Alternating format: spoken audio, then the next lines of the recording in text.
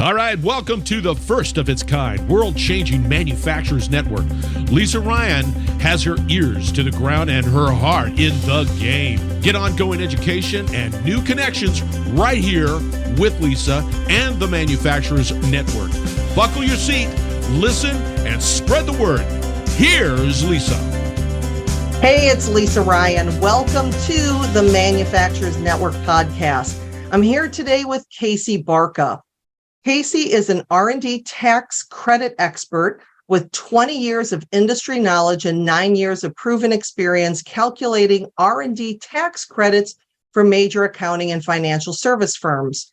Prior to co-founding Strike, Casey spent 8 years in the petrochemical industry in Houston, Texas. His distinguished knowledge in dynamic properties of polyethylene, polypropylene, and styrene-butadiene copolymer resins drove significant department improvement. So I'm glad I got all those out. And Casey, welcome to the show. Thank you very much, Lisa. Glad to be here. So share with us a little bit about your background and what led you to doing what you're doing. Yeah, of course. Casey Barka. I hail from the great state of Wisconsin originally. I started off my bachelor's actually is biochemistry and molecular biology. I had hopes and aspirations of going into the medical field. And as life hands you lemons, I went to the Army and traveled the world for a few years. So happy to have served my country there. And after that, I found my way to Houston, Texas, an oil and gas hub. It seemed like a very natural landing place for me. So I spent about 8-10 years with various large Chevron Total, various big names in the industry, primarily focused on plastics, polymers, as you mentioned. And as I was working my way up through the corporate ladder, got my MBA, and I just happened upon a job posting for research and development tax credit consulting and perked my interest. And as the story goes, here we are 10 years later. I'm a co-founder of Strike Tax Advisory, which is headquartered in Boise, Idaho. I am leading part of a team here in Houston. And really excited to talk to your group here about how R&D tax credits can benefit the manufacturing industry. Let's start at the very beginning. And what is an R&D tax credit? And how does it relate to manufacturing? Why do we care? Okay, good question. So for those of you that may not be familiar, the Research and Development Tax Credit, that's its kind of common name. Officially, it's called the Credit for Increasing Research Activities. This is Section 41 of the tax code. It's been around since the early 80s. It's a Ronald Reagan era credit. It was meant to incentivize US-based companies to keep those high-tech, high-paying jobs here in the US as opposed to being offshored. So that was the primary driver. So it's technically a glorified jobs credit if you really want to get down to it. Over the last 40 plus years or so, there's been lots of changes to the tax code itself. There's been a lot of judicial precedent that has been established that goes into what is R&D and what is not R&D. So that's primarily our job, is to help our clients determine what expenses they are incurring on what we consider to be an R&D project. So that can be anything from a product, it can be a process, it can be a formulation, invention, technique, right? It's a very wide berth. So it not only to the manufacturing industry, but it also applies to so many food and beverage, architecture, engineering, medical, pharmaceutical, software, right? There's a lot of different industries that we do work with. Manufacturing is probably our number 2, maybe number 3 industry that we work with here at Strike. And as you're getting into manufacturing itself, there's so many sub-industries that we work with, right? Everything from agriculture to apparel and textiles, oil and gas obviously is there, robotics, tool and die manufacturers, semiconductors. The list goes on and on that we work with for these R&D tax credits. So you mentioned, I thought that it was fascinating, of what R&D is and what it isn't. It just sounds like it's research and development. So what would be something that your clients might think is R&D, but actually isn't? Yes. So a lot of people have a misconception that this is the white lab coats, beakers and goggles, right? Mixing and doing things of that nature, but it's so much more than that, right? The way that the credit is actually, we call it an R&D study, right? So we're doing a study for each of our clients. And as we're diving in, it's a project-based analysis. So we look at each of your individual projects or R&D initiatives, right? And that, again, can be very broad in its scope.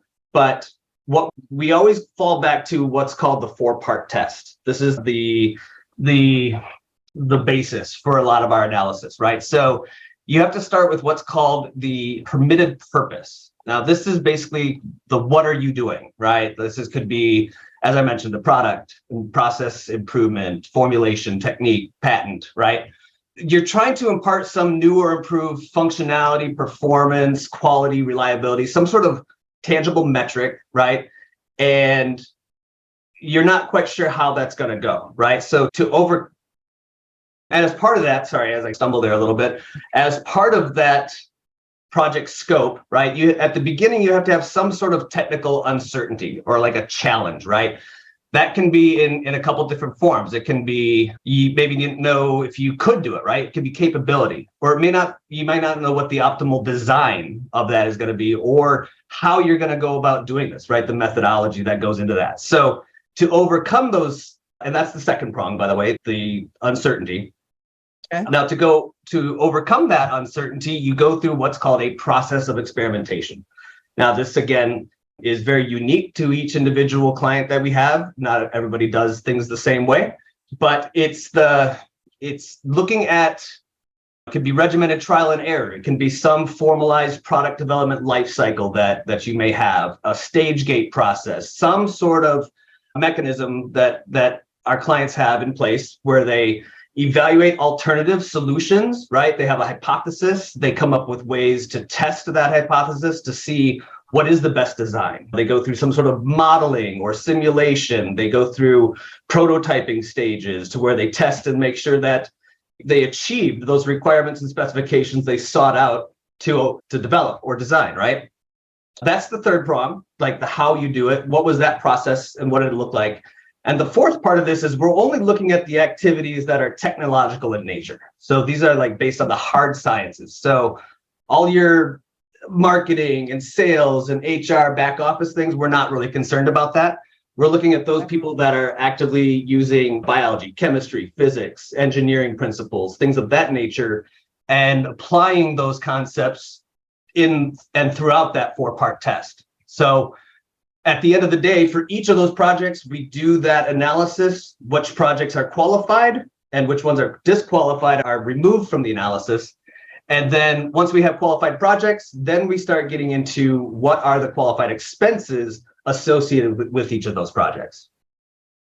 And this may be a similar question, but are there any other common misconceptions that people have about R&D tax credits in the manufacturing industry?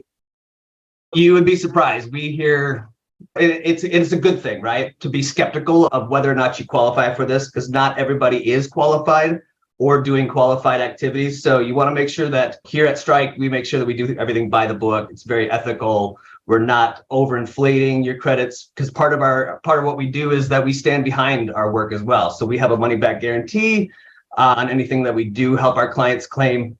Some of those misconceptions, we just don't qualify. We're just doing general production. So the question to that is, are you not improving your products? Are you not going through and adding in new features, new enhancements? Or on the process side, are you adding in automations? Are you increasing your throughput and your efficiencies? You're honing in on your quality metrics, right? Those are all process improvement initiatives that we see a lot in the manufacturing sector that people oftentimes don't think about, but that is actually a qualified R&D activity, right? That process improvement and things of that nature. Or some people we don't have engineers on staff. We do a lot of on-the-job training. We hire from tech schools. And that doesn't matter. It's based on the activities that you're doing. And if you're doing this, if you're using the scientific principles in the improvements that you're doing within your facility, oftentimes that would be qualified.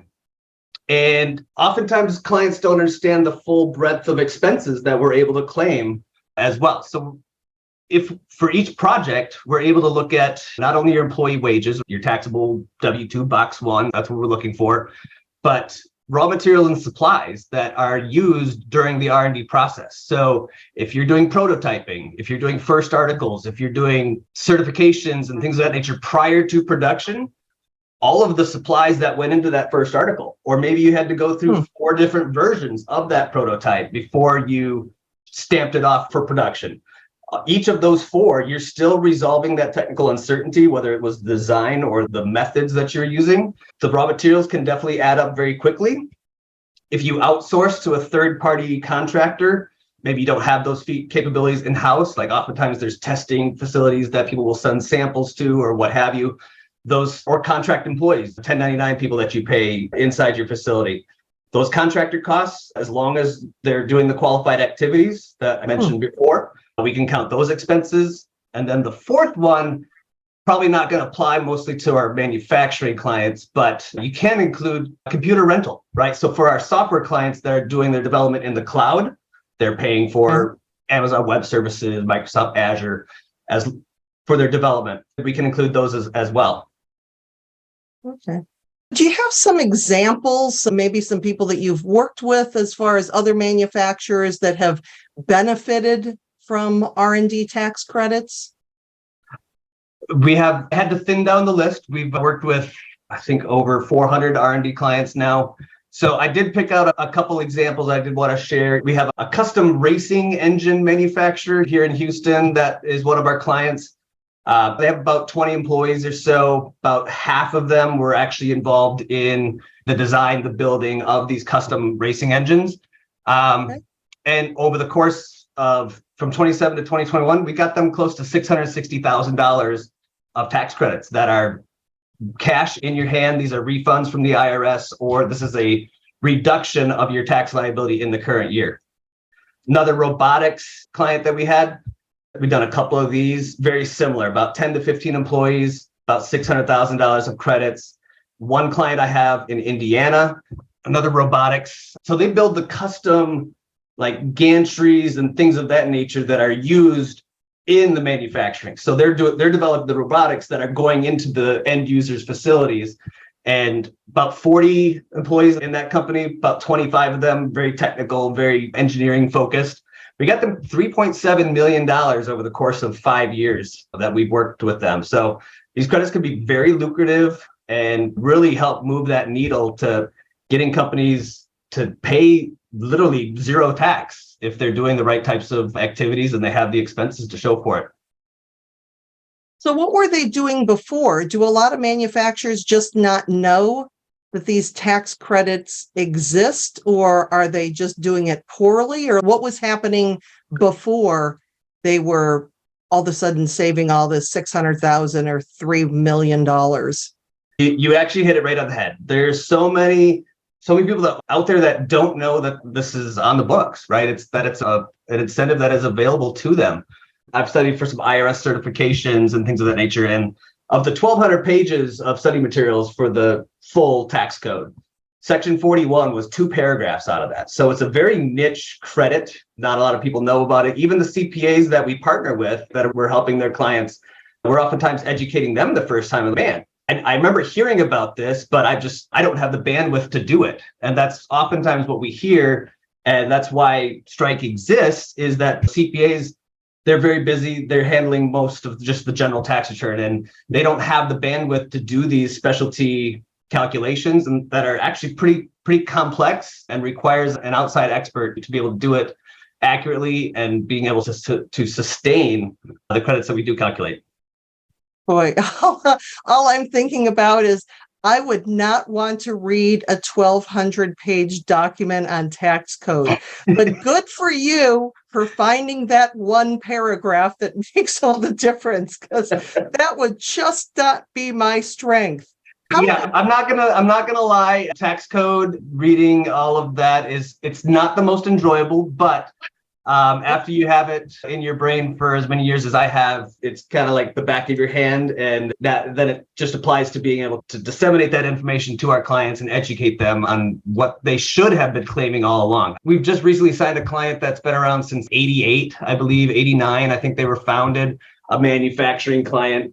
And literally, they could have been claiming this since they opened their doors, right? Every year they're working on new product launches, new things that they want to add to their catalog or their portfolio of products that they're selling to the public. And we're going to be able to go back to the prior 3 years, right? So we're able to go back and amend your 3 prior year tax returns. So as long as it's still open for amendment, you can go back and you can calculate these credits and you can claim them on an amended return and just get a refund check back from the IRS. Okay. So yeah, that answered my question. So for the last 30 years of that, they were screwed, but for the last 3 years, they could go back and get some of that. Correct. So that's awesome. That is right. And you mentioned how much the tax code changes every year. Can you provide us an overview of what changed for 2022 and some of the challenges that manufacturers face if things like, I think it's Section 174, if some of these changes aren't overturned? Yeah, so this has been a real eye-opener for a lot of our clients, and it's not necessarily in a good way. Unfortunately, in 2017, there was the Tax Cuts and Jobs Act was passed. So this was, if you recall, this was a way lowered the corporate tax rate back down to 21%. It had some other incentives and things of that nature in there.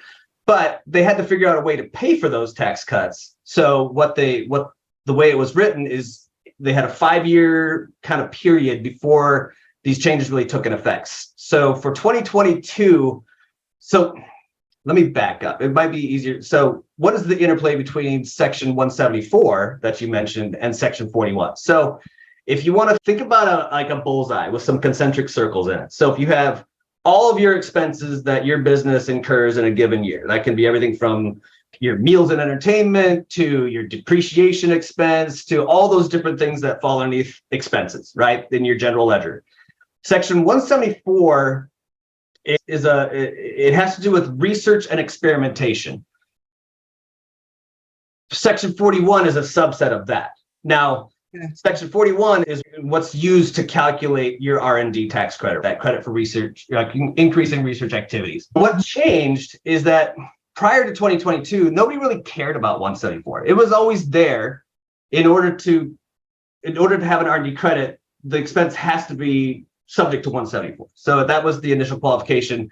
After that, CPAs didn't care. They just put it all underneath general business expenses. So for 2022, basically they took away the ability for a taxpayer to deduct 100% of those expenses in the year. So what has to happen now is that any research and experimentation expenses must be now capitalized and amortized over 5 years. And there is a midpoint convention to that. So without getting into the weeds, essentially what this means is, say you had $1 million of research expense, just to throw out a nice round number. Okay. For 2022, instead of being able to deduct or write off that $1 million, you're only actually able to deduct 10% of that, or $100,000. The other $900,000 actually gets added back to taxable income. So what that means is that anybody that's doing R&D or R&E, if you will, 2022 has turned into be an eye-opener, painful, higher tax bills for a lot of our clients. And it is the tax code. It's the way it's written. There is a very large push from various lobbying groups that we've partnered with from a education standpoint. So like the National Association of Manufacturers, NAM.org. I'm pretty sure a lot of you are familiar with that. So they have actually taken a spearhead to this, and they are really actively trying to get people to reach out to their legislation, right? Their representatives, their senators. There's two bills that are in Congress now, one in the Senate, one in the House, that are looking to change this law particularly, because it's is detrimental to the people that are doing the innovation and driving growth in the US. This is really a kick in the teeth, if you will. There's companies that I've specifically have worked on where the owner literally had to take out a $1.5 million personal loan this year to cover his tax bill just because of this rule change. And Wow. And again, it's across the board. So if you want to extrapolate that to the Teslas and the Lockheed Martins, obviously doing R&D, but they're spending billions of dollars. And think about only 10% of that being able to be written off in a year. So the big companies are feeling the hit as well. They've actually had to reissue some 10Ks, right, for the publicly traded companies because the outlook of their profitability went through the floor. Wow. Wow. And you'd think that with something like this, that it would really stimulate, like you said, not only keeping manufacturing here in the United States, but a way to stimulate innovation and growth within manufacturers as they're constantly looking for ways to improve their products. What are you seeing, again, as far as some of the ways that they've used those credits to stimulate innovation and growth up until this point? It's, if you want to think about it as a blank check, right? It's money that you are owed, you're refunded. So it's really cash in hand. So if you are a manufacturer and you qualify, you're doing these types of research projects, your new product releases, process improvements, maybe you're doing stuff and you're actually getting patents, right? Patents are a great way to substantiate that you are actually doing R&D, right? But you can use this to hire more people, right? Say, I threw out $1 million earlier. In the back of the napkin calculation at the federal level, think about 10% returns. So for every $1 million that you actually spend, you're probably going to get $100,000, give or take, of actual R&D credits. So that's a dollar for dollar reduction of your tax liability. It's not a deduction, it's a tax credit that basically, bottom line, what is your overall tax liability? The credits are there to reduce that down to zero. Yes, you can hire more people, you can buy equipment, you can plan for that expansion that you wanted to do to your facility and add new capabilities and things of that nature. And in addition, you can use that as a tax planning tool, because oftentimes manufacturers that we deal with, they like to run pretty close to even, right? They don't want to pay a lot of tax, they don't want to be in losses either. So they try and get as close to netting out at zero as they can. But now if you know that you have this pool of tax credits, you can work with your CPAs to maybe change the way that you're doing your bonus depreciation, maybe the way that you're writing off some of your assets. You can use them as a way to raise your taxable income, but because you have the credits there to offset, then you can take those deductions and push those down the road for use in the future. So there's a lot of different ways that you can take advantage of these R&D tax credits. And so what advice would you give to a manufacturer who has never considered R&D tax credits before? If you've never considered it, and as you've been listening to us talk through this, if you're starting to think, hey, I think I might actually meet some of this qualification criteria, you should reach out to your CPA. You should have a conversation with them and see if it makes sense, because you have to be able to use the credits too, right? You do have to be paying tax. Let me hold on that thought because I do want to come back to that. There is another way. There is a different way to use the credits as well that I'll talk about for startups. Now I lost my train of thought. They're talking to their CPA about. Okay, sorry. Thank you so much. So if you've never considered this in the past, have a conversation with your CPA and then find a trusted advisor. More times than not, your CPA is probably going to say, yeah, sounds like it'd be a great opportunity. I have no idea how to do this. I will greatly throw out my contact information. We'd be happy to work with you to at least do an initial evaluation. Let's just have a quick conversation, oftentimes no more than like 20, 30 minutes. We can get a high level understanding of what you're doing, whether or not it would likely qualify, and do that back of the napkin calculation of what do we think that you might actually be getting out of this? And is it worth, because if you only have $10,000 of credits, it may not be worthwhile for somebody to go back and amend their tax returns for that. So there's an ROI that goes into this as well. That is part of our conversations that we have. Definitely find that trusted advisor, look at their track record, make sure they're doing things by the book. They're not overly aggressive with their sales tactics and they're promising you the world, because I'm not going to lie to you. There are people in our industry that try and take advantage of people that are doing these types of analyses, maybe not necessarily by the book. Right. So when you do have that initial conversation with a prospect, or you're working with your client, can you walk us through the process of what you do to identify and claim the R&D tax credits? Certainly. We do our best to minimize the day-to-day impact. So obviously the first part of that is going to be an onboarding meeting, right? And there is an initial documentation request, right? So we're looking to gather your payroll, right? Your W-2s. We're looking to get your general ledgers, looking to get your tax returns and some other financial information. And we take all that, consolidate it, break it all down, build it into our work papers, and then we will look to schedule a technical kickoff meeting. This is where we can start to ask some of those more pointed questions, start diving into what types of projects you're doing, what things have you done in the past, and oftentimes we find out then, oh, you have time tracking? Oh, you do job costing? It depends on, every company has different ways that they do their accounting systems, and we can work with all of them. We do the calculations, we determine a reasonable percentage of time that each of your employees are spending doing R&D. So the quantification really is Sally is spending 40% of her time doing R&D activities. So we take 40% of her box one taxable wage and do that for all successive employees, and you get a number.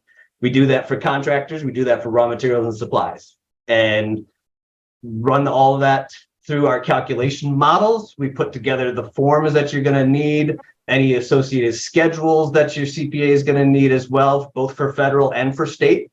We deliver that. Your CPA is able to then file your amended returns and then claim the credits on your current year. So we're still working on 2022 returns for most of our clients. That did extend.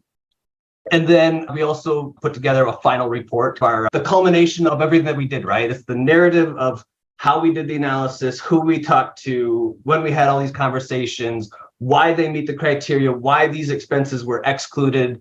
And we go through that full analysis, and oftentimes that come out to be 50 to 100. I think the biggest final report I put together was like close to 600 pages. Wow. Because if, the IRS, they do randomly select for audits, and we do provide full audit support as part of what we offer here at Strike. And because the last thing you want to do is be holding a bag when the IRS calls and nobody's there to help support you through that process. So we'll be here to address any questions, provide any additional documentation that an auditor would request perhaps. But yeah, usually we've actually only encountered one state audit. We have not seen an IRS audit yet at the federal level, but we lost $2,000. I'm sorry to say that. The one client, the New Mexico state, took back $2,000. Of the $130 million in credits that we've delivered over the past 4 years, $2,000 is not too bad of a suspension rate. It sounds like the good, the bad, and the ugly when it comes to the tax code, and some of the good as far as what you can do. So if somebody did want to continue the conversation with you, what's the best way for them to get a hold of you? Probably the easiest way, www.striketax.com. That's our website. We have chat features on there. Our phone numbers are listed there. Somebody's always monitoring that, and we can have that initial conversation. I can also, if you'd like, I can provide my direct email address or my direct phone number if that's something you want to provide to your audience. And happy to dive in and see what kind of benefits we can get for you. Okay. All right, Casey, it has been an absolute pleasure. I know I learned a lot today. Thank you so much for joining me on the show. My pleasure. And if you want me to come back and do a second tier, I'm happy to do so. All righty. That sounds great. I'm Lisa Ryan, and this is the Manufacturers Network Podcast. We'll see you next time. Thanks for listening to the Manufacturers Network Podcast. Do me a favor and share this podcast with your friends and colleagues so we can grow this network and connect more fantastic folks just like you. You can either send your buddies to the website at manufacturers-network.com or share the Manufacturers Network podcast on your LinkedIn, Facebook, Twitter, Instagram, or wherever you and your industry friends hang out. The bigger and faster we grow the network, be stronger and deeper the community will all have. Thanks again, and I appreciate you.